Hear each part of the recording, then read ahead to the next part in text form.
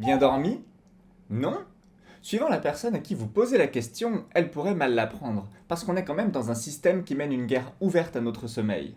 Par l'augmentation de la pénibilité et donc de la fatigue, par l'attente d'un dévouement qui peut nous poursuivre jusque dans nos rêves, mais encore plus pragmatiquement en faisant travailler tout un tas de personnes pendant que la bourgeoisie, elle dort. On n'a pas encore les stats du ministère de cette année au moment où je tourne cette vidéo, mais si on se fie au rapport précédent, c'est au minimum 10% de la population active qui travaille au moins occasionnellement de nuit.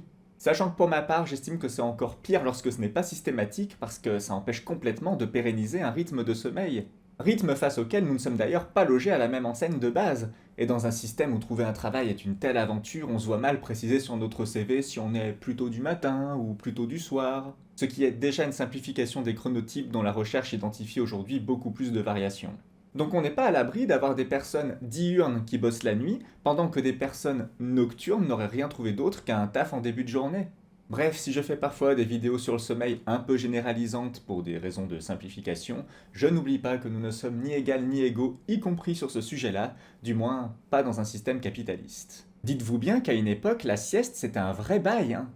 Et même si aujourd'hui ce n'est plus le premier de nos combats, on va pas se mentir, ça rend quand même un peu nostalgique.